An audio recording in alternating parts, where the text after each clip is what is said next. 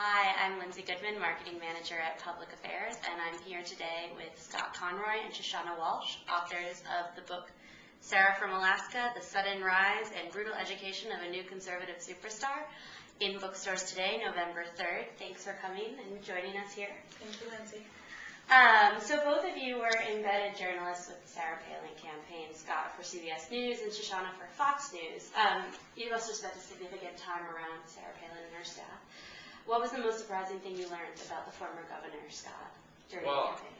I think what we saw during the campaign was sort of a right-wing firebrand, someone that would make some of the most inflammatory comments of the campaign. What we didn't realize fully during that time was that when she was governor for the first year and a half in office, she really worked better with Democrats than she did with Republicans. She was known as a non-ideological, pragmatic governor, and that was a reputation she really shed during and after the campaign. So it was most surprising to me to learn that the persona she had cultivated in Alaska was much different than what we saw during the campaign. Mm-hmm. And do you think that contributed to her popularity? Oh yeah, I mean, it's, everyone likes a governor that can reach out to the other side of the aisle all the time, and she got a lot of things done in a very short amount of time, and she could rightfully claim to be the most popular governor in the country. Mm-hmm. Mm-hmm. Shoshana, the book begins on election night 2008 and tells the story of Sarah Palin's attempt to give a concession speech. Can you tell us what happened that night? Well, it's really interesting what we experienced and what actually happened behind scenes, behind doors that we were able to find out through the reporting of the book. That night, a source told me, I was a pool reporter, which means I had to tell everybody all the information that I got. I found out from a source that she was going to give a speech, which we know now is true, and I reported that. The press secretary called me that night, and senior advisors yelling at me saying that it was a lie, it was not true, there was no speech, the speech was never written, which we know now is absolutely not true. So there was a speech written for her by Matthew Scully, and she tweaked it, she wanted to deliver it, and she was set on it, and John McCain made the decision not to. I mean, his senior advisors came to him. They said that they didn't think that she should speak. They didn't trust her to go out there. And John McCain agreed with them. And it ends sort of in this interesting way when she goes to essentially the after party and tries to deliver the speech there, and they essentially turn the lights off on her, right? Well, they were afraid that she was going to give the speech. She was never going to do that. But some of the senior advisors and some of the other people on the campaign just didn't know what was going to happen when she got from that stage. So they turned the lights off and cut the electricity, cut the sound. Wow, really interesting. Scott, there are some people who think that Sarah Palin was treated unfairly by the media. Some claim sexism, some claim liberal media bias. From your own perspective as a journalist, what do you think about how she was covered? Well, Sarah Palin herself has claimed sexism and liberal bias and classism. I think she threw all those out there in one interview. I do think there were some instances where she was treated unfairly by the media. A lot of it had to do with reporters, national reporters who weren't really familiar with Alaska politics, descending on the state and taking quotes from Republican state officials that were sort of anti-Palin and saying, wow, look, a Republican said this, and they didn't know the dynamics up there, which were that a lot of the conservative, especially economic conservatives in the state, were not big Palin fans. So there were some instances of that. There were some unconfirmed reports that were thrown around.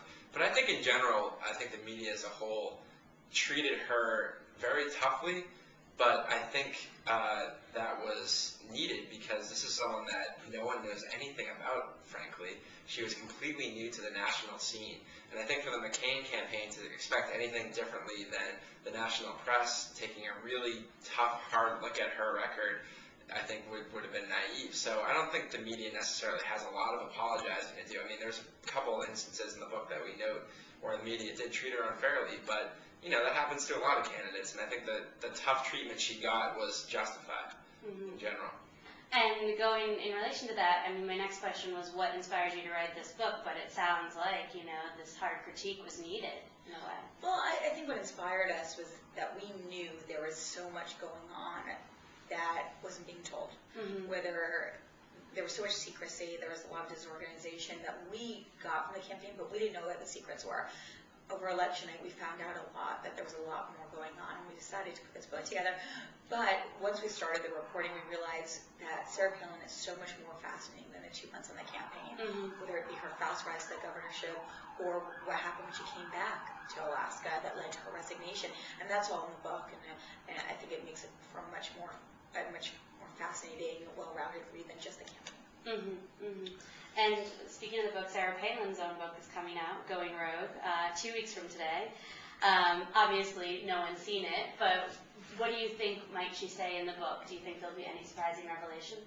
Well, I think, like, anytime anyone decides to write a book about themselves, you're going to put a pretty positive spin on it, right? So I think you won't see a lot of instances where she says, I did this wrong, or, a lot of reflection, quite frankly. I think it will be her take on things, which is, of course, she's entitled to. And I think it'll surely be a fascinating book. Hopefully what our book does differently is gives a broader perspective. I mean, we talked to almost 200 people for this, and we talked to people who love her and people that are supportive of her, but we also talked to people who are not. So I think our book is different, and hopefully people will buy both, because she has her perspective, what she's entitled to, of course, but our perspective is a little broader in the sense that we are taking this as a whole from all sides, not just one viewpoint. And Shoshana, what do you think is next for Sarah Palin? Do you think she's going to run for president? I do. I think that she's even now starting to lay the groundwork, and that she'll at least attempt to look at 2012 and start, whether she gets the nomination or whether she has a huge, a real campaign, we'll see, but I think that she will.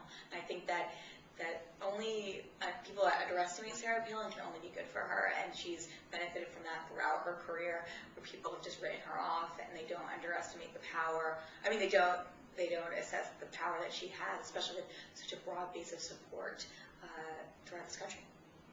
Well, thanks so much for coming here today and Thank you. joining us, and best of luck with the book publication. The book is Sarah from Alaska in bookstores today. Thanks.